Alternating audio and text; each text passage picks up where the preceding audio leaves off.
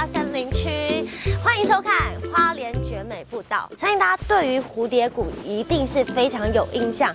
没错，这一站带大家来的地方就是有蝴蝶谷之称的一个非常经典的路线。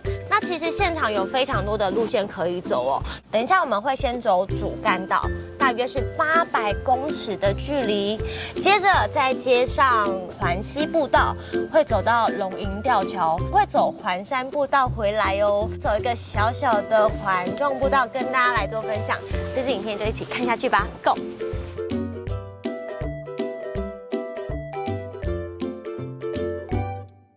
仔细一看啊，我发现它这上面这个是紫藤花哎，如果它有绽放的话，会变成是紫色的浪漫紫藤花隧道哦。现在我们要接环西步道2，它的中介点就是这个复原吊桥，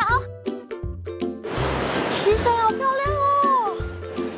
这个水花，那它因为是高低落差的关系哦，所以可以看到它的水花这样白花花的样子，很漂亮。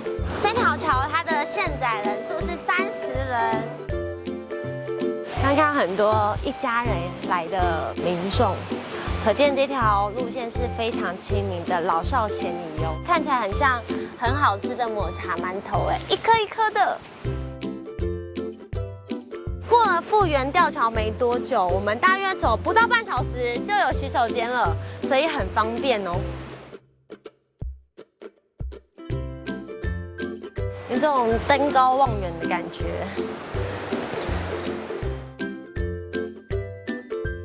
像我们经过一个高架桥，限行10人，这里的视野超好的，赶快来看！哇，是不同的视角欣赏复原溪。我们现在来到了一个明隧道，那明隧道旁边啊，它还有蝴蝶的图腾。而且我刚刚在路上，其实真的有看到很多的蝴蝶。那如果大家有来到现场，可以亲眼去看哦。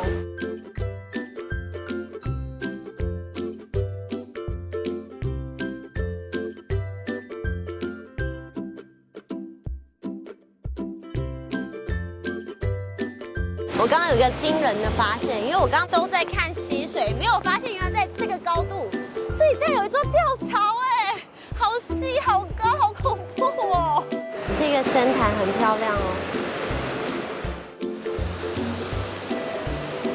现在我遇到一个瀑布景观，接下来的路线要开始上切喽。你看，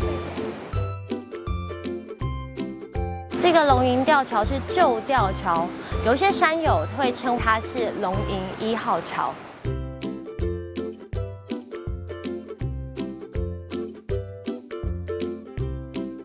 这个还蛮特别的，如果风速大于6，就请勿通行。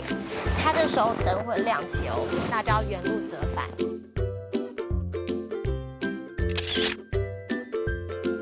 我们总共走了1个半小时，可以抵达龙吟吊桥。现在要往环山步道2开始走。